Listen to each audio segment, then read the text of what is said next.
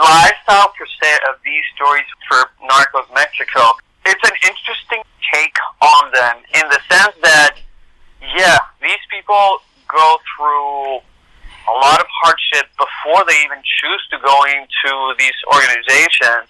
But then once they go into the organization, it's a lot of fear. There's a lot of danger all the time.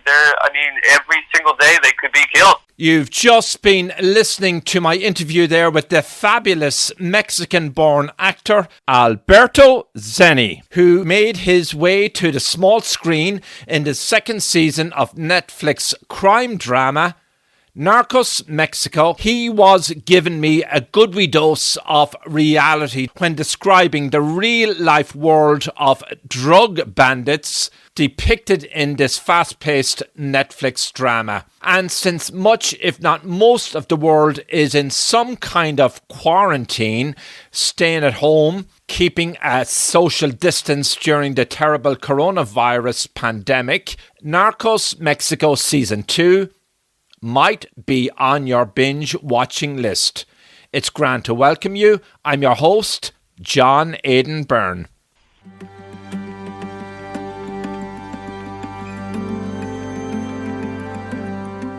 Welcome to Life on Planet Earth with John Aidan Byrne. Well, it's sure nice to be back, and we hope you are coping and getting through this awful coronavirus pandemic worldwide. And before we pick up my interview with the actor Alberto Sani and the incredible role in the Netflix crime drama Narcos Mexico Season 2, let me say we are all doing well here and safe as we record close to the epicenter of the coronavirus in the United States. And that, of course, would be New York City and the New Jersey region. It is an indescribable scene. Empty streets. There's now a field hospital in Central Park and other similar structures in public places. It's all surreal and full of irony. Much sadness and yet much hope and prayers, as the silent streets remind us that spring is finally in the air. We will return to the coronavirus in the coming weeks as we get back to the podcast saddle here after a stint of travel and story assignments elsewhere. We're gradually adding and developing our YouTube offerings for Life on Planet Earth.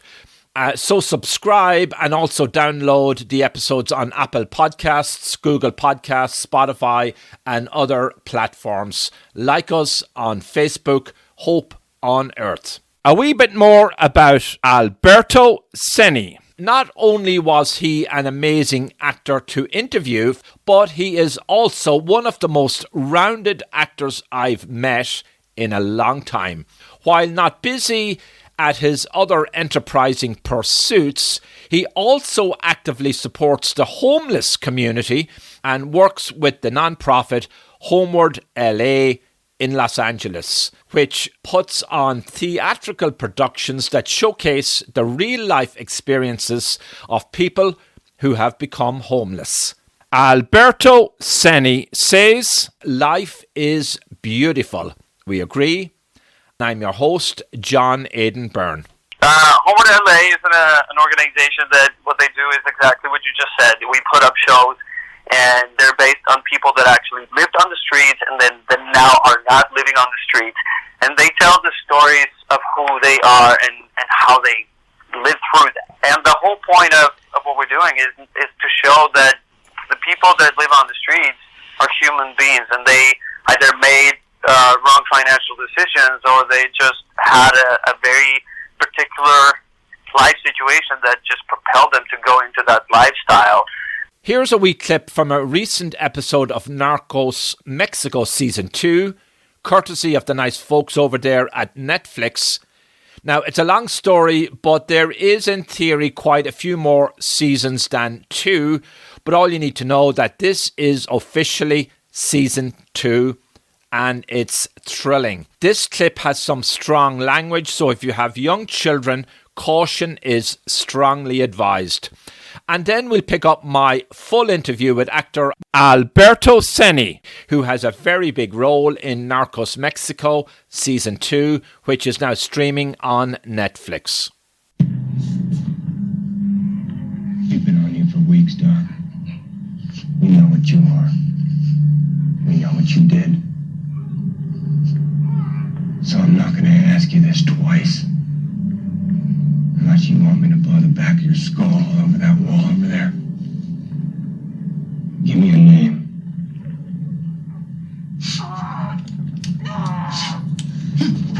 Otra persona en la cinta. Dime su nombre. A voyage of discovery in an uncommon age of unparalleled scientific, economic, political, and social upheaval, life on planet Earth searches for the unvarnished truth, answers, solutions, and above all, hope for our existential crisis. Well, thank you very much for having me, John. It's great to be on your blog. And, the show is Narcos Mexico Season 2, which means we have a prior season of Narcos Mexico. It's basically the story of the upbringing of what the drug-dealing cartels are about today, and how they started back in the 80s, and the people involved, the governments involved, the whole situation of how it developed throughout the years, and how all of these people started creating their massive fortunes, and how they interacted with each other. And it's very engaging, it's very active, it's a little intense. There's obviously a history of violence in regards to drug dealing and drug trading. And what I play in the show my name is Amat Palacios, which is a former Mexican policeman that had a very close relationship with the United States because of his family. And he has a friendship with the leader of the DEA rogue team that infiltrates Mexico in order to get a little bit of revenge and find out what really happened to Kiki Camarena, which is murder in the prior season, and was the Michael Peña's character in season 1. And so I come with the team, and I help them infiltrate the Mexican territory, and I help them getting to all of these places. And obviously, because I speak Spanish, I talk to all of these people that have special information about what we want, what we need in order to achieve our goal. All of this is based on an agreement that McNairy's character, Walt Freslin, which is the leader of DEA, and myself have, which is if I help him do all of these things, then my brother is going to be released from prison in the United States, and I basically get to reunite with my family. So my character is very interesting because he's doing all of this for family, but at the same time, there's certain appeal to going through the process of infiltrating criminal organizations and having deals with the Americans, and basically doing what he knows to do, which is live in the streets. He's street smart. He's very dedicated. He's one of those people that don't give away too much information right from the bat. He's cautious, and he's been around, and he's trying to cover his back as much as everybody else is in the team. So it's a very complex, interesting character. We have 10 episodes. 10 episodes for season 2. It's a Netflix original, so it should be available in any of the countries that Europe and all those. Yeah, it should be all up. And the thing with Netflix is that you don't actually have to wait a week per episode. Get the entire season right up front. You can binge watch it if you want. Just sit down and watch 10 hours of amazing content, or you can space it out however you want. So right now, the entire season should be all over the world where Netflix is viewed. Many times as they want. It's going to live in the platform forever. I read where the Narcos series is originally about the rise and fall of the Colombian drug lord Pablo Escobar. Could you guide us on that? Well, that was the story of the first 3 seasons of Narcos. Now we move to the story in Mexico. All of these things happened at the same time, history-wise. Everything was set in the early 80s to the late 90s. Or, well, in Mexico it's current right now. But it all started at the same time. So the first 3 seasons, which is Narcos, it was all about the Pablo Escobar story and the Medellin cartel. And then they moved to Mexico, which is where we are right now, in the first season and second season, which is where I'm in. And it talks about how this iconic character within the drug trade, whose name is Miguel Angel Gallardo, Felix Gallardo, who is played by Diego Luna. He is the only person in the history of these organizations that brought them together to work together and collaborate. The story in the Mexican territory was more about what they call, it was the plaza system, which was each group had a different territory, and within that territory they ruled. And nobody could go into that territory unless they wanted war. So this man, Felix Gallardo, brought them all together to create a huge organization that was actually controlling the entire drug trade that was happening and passing through Mexico. So it's a very interesting, complex story in that sense, because this guy had the idea, this vision of creating something that was unbreakable, because he also had ties with the government, and he was in connection with the Colombians, like he was in connection with the United States. So he was doing all these things at the same time. He was very business savvy, if you will. But obviously, in these kind of endeavors, people are gritty. People want more. People want to get other people out of the way because they want to get their territory and their piece of the pie. So eventually, all of this starts falling apart, and things change. Situations move. Now, what's your take on the lifestyle and culture depicted in this sensational Netflix crime drama? Well, this is the thing. I think human beings have an affinity for these kind of stories. Otherwise, we wouldn't have so many stories retold about past wars, or the Italian mafia, or the Roman conquests, and all of these things. There's an affinity to that. The lifestyle per se of these stories for Narcos Mexico, it's an interesting take on them, in the sense that, yeah, these people go through a lot of hardship before they even choose to go into these organizations. But then once they go into the organization, it's a lot of fear. There's a lot of danger all the time. Every single day they could be killed at any given moment. And yes, they make money, but they have to spend it quickly in order to enjoy it, because they don't know how long they're going to last. And things change constantly, and they gotta be looking over their shoulder all the time. They gotta be questioning themselves if they should trust this person or the other person. I think that's a very complex lifestyle that not a lot of people would like to go into. It may sound fascinating, the idea of it, because we have stories about them, but in reality, there's a lot of pain and there's a lot of fear in going into these things. I asked Alberto Zeni, did he think life imitates art as depicted in Netflix crime drama Narcos Mexico? Here's what he told me. You got to take into consideration, this is an actual TV show. There's a entertainment piece of it that it has to have. It has to be entertaining for people to sit down and watch 10 hours of television. There's a lot of freedoms that have to be taken in order to make those lives interesting, or more interesting, in order to make the stories flow better and go and move forward. But these particular stories are based on historic events. So there's a lot of the elements that are told in the story, in the show, that are real, that are taken from historic archives, or from news, or from people that had lived through them. So they happened in real life, what we see, some of the events.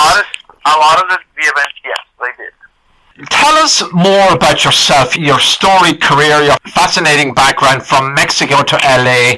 What took you to LA from Mexico originally?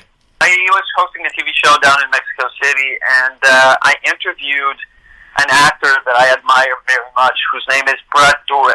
And he's one of those actors that you've seen him. If you see his face, you may not know his name, but he's been in everything. And he's so incredible that every time he does a character, he just disappears in that person.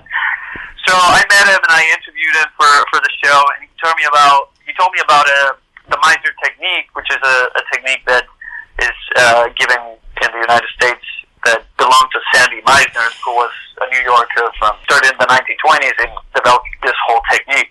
And it was incredible the way he spoke about it. It was so passionate and so accurate and articulate, and it was just fascinating seeing someone that I admire so much talking that deeply about something that he did and he trained so many years ago. And so I decided to come get the technique, and I quit my job. I sold everything I had. I broke up with my girlfriend, and I came to the States to learn. That was the first step of coming to be here. And this is one of the things that was the most challenging for me at the beginning when I first moved to Los Angeles. I did not speak English. I knew English because I learned a little bit of grammar in school, but I never heard it, and I never spoke it. I mean, I never heard it on a daily basis to have a conversation. Obviously, I saw movies and things like that. But when I first came here, it was very disturbing to me. I was very afraid of not being able to get and grasp the entire information that I wanted to get through the technique because I didn't speak the language. And I had to commit myself to not speaking a single word in Spanish and just go into it, dive into it, and do the entire immersion experience. And this is the result, the way I speak now. It's been years in the making. Well, we had a right old laugh when I asked Alberto if he was discovered as a talented actor. That is such a funny word, being discovered. I don't think that happens anymore. I think that happened in the 50s. Like, yo, I saw this person, and I want to put you in a movie. Don't be modest. No, I have been working for a long time now, and for this particular show, I auditioned 7 times. I auditioned since season 1, and I have auditioned for guest stars, co-stars, leading roles, and anything you can imagine throughout these 5 years. Eventually, the last time I went in for the audition, I was a little hesitant of going in because I thought it was going to be like this. It was going to be the same as every other single time. I was like, well, should I go in? Should I not go in? And then I thought to myself, and I was like, hold on a second. I mean, you have the opportunity to go into a room, to do the thing you love to do, and you're going to have an audience that cannot leave the room because they have to see you. Enjoy it. Prepare it. Go and enjoy it. And I said, you know what? That's what I'm going to do. And so I did. And I went into the room and I did the audition. And I obviously they tell you sometimes to do some changes so they know that you can take direction, or they just want to see a different take or whatever. And so I did that. And then I left the room. And then a day goes by and I don't hear anything. 2 days, nothing. 3, 5, a week, nothing. I didn't hear anything at all. And I was like, well, you know, it was another one. It's okay, but I got to enjoy the process. And then a month goes by, and I get a phone call. And it's a phone call saying, listen, we loved what you did, and we want to invite you to be a series regular on the show of Narcos. And I lost it. It was fascinating. It was one of the best phone calls I've ever had in a long, long time. And then from then on, you know, it's history. Yes, by all accounts, Alberto's was a very happy childhood, fun, peaceful and normal. There was certainly no signs of violence or drug cartels anywhere in his sights. Well, I come from a family of doctors. My dad was a gynecologist. My mom was a chemist. And we lived in kind of like the suburbs of Monterrey. So I grew up middle class, middle upper class, well educated. I had a lot of opportunities. And the thing about where I'm from is that people get married very young. Like you say, 20 22, 23, you already got married and you're starting a family. And I was never kind of part of that ideology.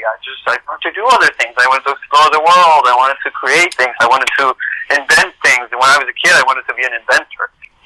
And then obviously I went into music, and I went into the arts, and my family was like, they were always very supportive. Always, 100%.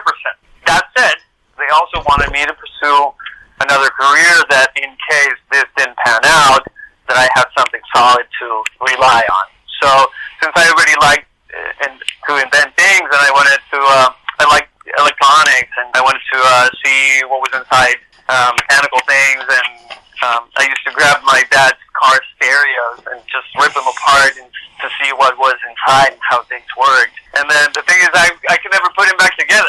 So obviously he wasn't very happy about that. He was like, all right, well, I'll just let him, Well, you could in your spare time, if you have any spare time now, you can still go back and try to put them back together. Yeah, exactly. So I guess because I couldn't put him back together, I wanted to study something that was kind of in that direction. So I actually have a degree in engineering and electronics. So it was like a combination of all these things.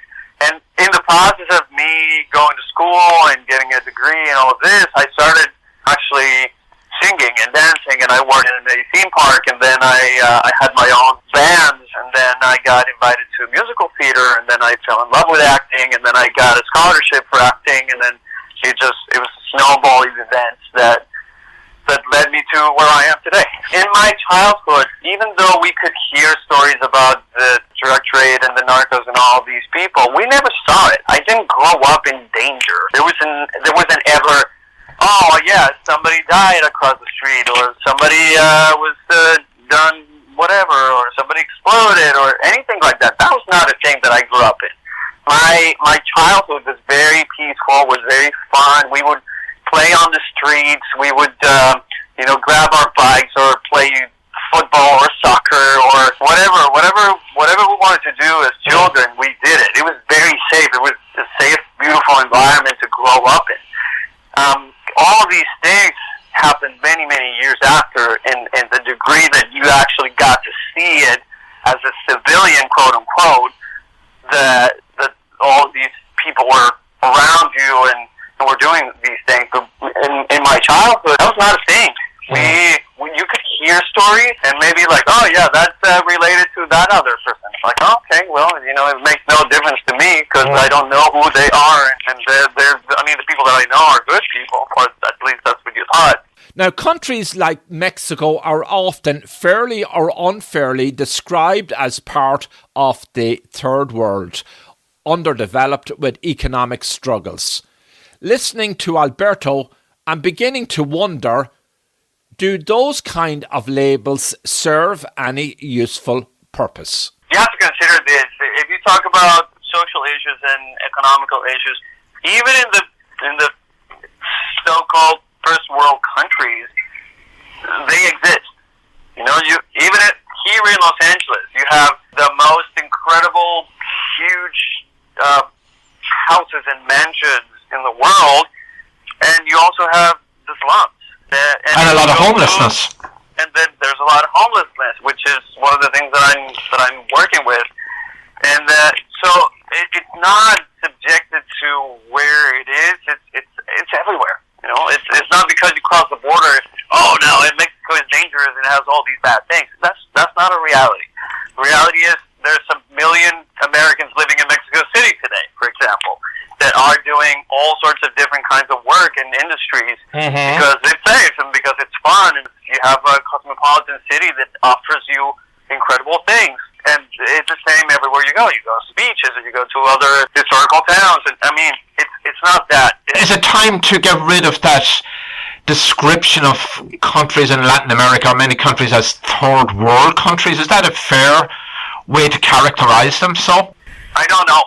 You're asking me about something that it's like the terms first world or third world, and they're economical terms that I'm yet to grasp why exist and what's the purpose of them, and like why are we using them in the first place. I think each country has something incredible. And the countries go up and down. I mean, the United States had civil wars, had independence wars, and they had trade wars, and I mean, every country has their own booms and busts. Yeah. Some countries suddenly are rising up, and they're creating incredible opportunities for themselves in the world, and then something happens, and they go down, and then they build up again. I think it's the same for everybody. One of the things that differentiates probably the quote unquote first world countries to the third world countries is the way they perceive themselves. If you think about this for a little bit, the United States has a perception of themselves as very powerful, as very strong, as very independent, and has all these qualities. And then you go to other countries, and they aspire to be like the idea of what the United States is. And don't get me wrong, I live in Los Angeles, I live in the United States, I love the U.S., have incredible things, but I also love Mexico, and I also love Europe, and I also love other many different places that are phenomenal, that are also having issues, and they have amazing things to offer. After the break, we listen to Alberto talking about his volunteer service for Homeward LA in Los Angeles. Amazing.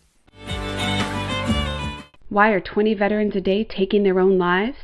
In this new gripping, brutally honest memoir, Iraq War veteran Tom Voss reveals the answer and an unexpected solution to the veteran suicide epidemic. Driven to the brink of suicide by the moral injury of war, Voss walked 2,700 miles across America in search of healing.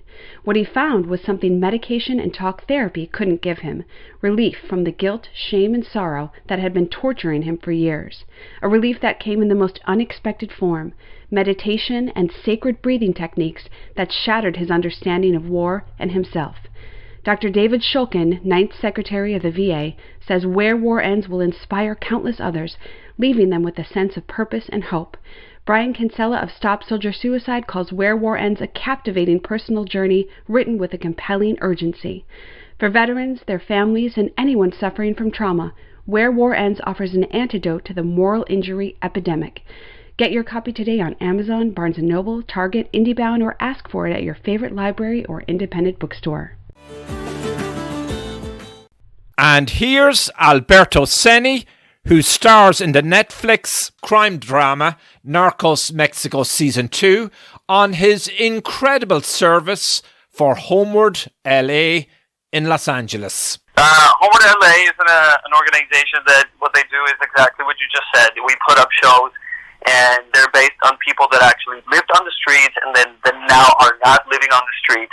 And they tell the stories of who they are and how they live through that. And the whole point of what we're doing is to show that the people that live on the streets are human beings, and they either made wrong financial decisions, or they just had a very particular life situation that just propelled them to go into that lifestyle or lack of.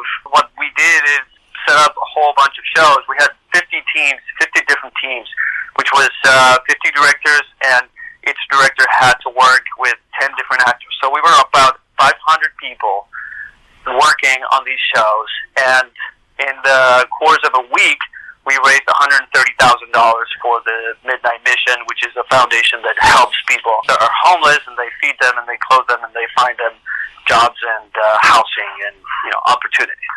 Yeah, I think it's important to give back to the community. One of the things, I actually was having this conversation the other day, and one of the things that I discovered that I wasn't doing was giving back to the place I call home. And I call Los Angeles my home. And I didn't know what it was that I wanted to do, but I knew I wanted to give back to the community and try to figure out ways to empower people to do what they want to do with their lives. And this opportunity came, and then it was just perfect. It is what I do. It doesn't take me away from what I can give to people, which is all this creative process. I actually directed this show. I wasn't acting in it.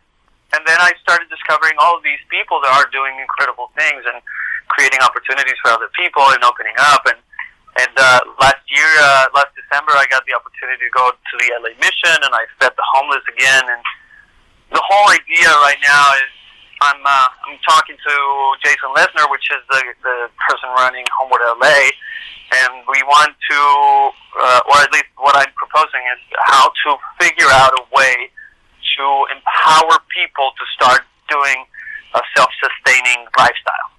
And we're talking about not only individuals, but also low-income communities, how to start creating that opportunity for themselves so they don't have to rely on government grants or people or whomever, because at the end of the day, if you are a community, you come together and you support yourself, then you have more power to move forward in living the life that you want to live.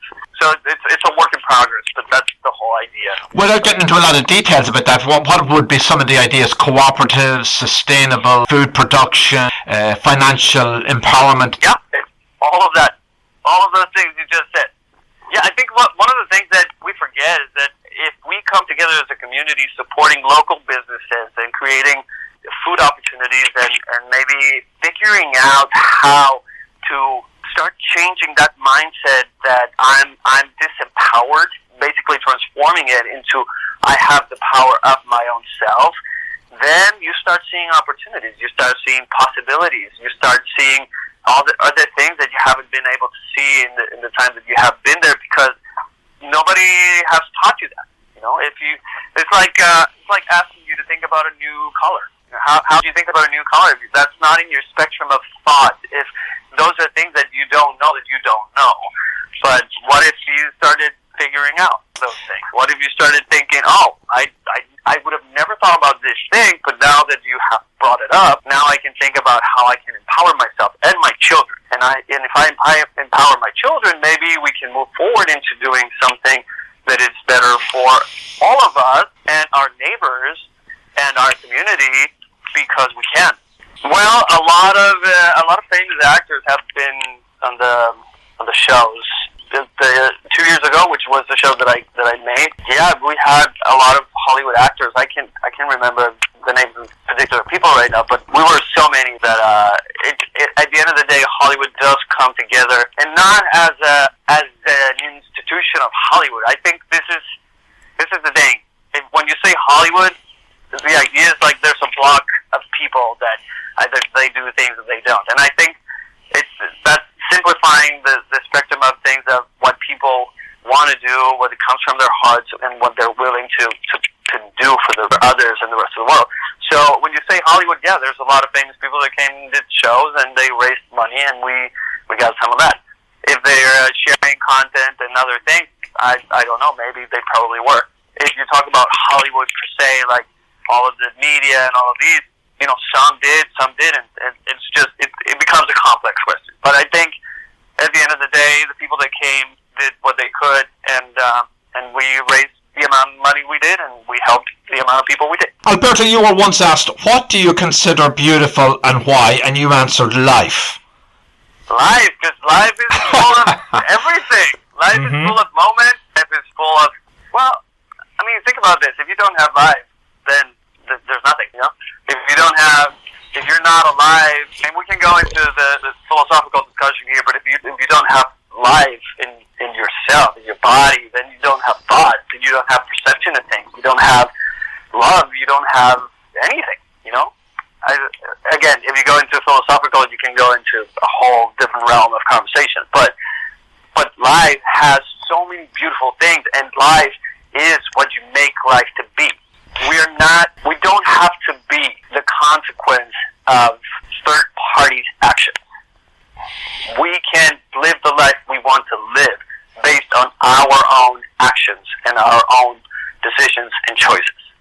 And if you choose to live your life the best way possible, then that's the best life you're going to live. If you choose to focus your life in all the bad things that may happen to you and translate everything as negative, that's the life you're going to live. It's not only positivity. It's the perception of how things happen to you based on the decisions you have made. For example, if you have, I can give you this. You're walking into a store and somebody is about to cross the door with you, and they let the door go and they don't actually open it for you. You can take that as an aggression. You can take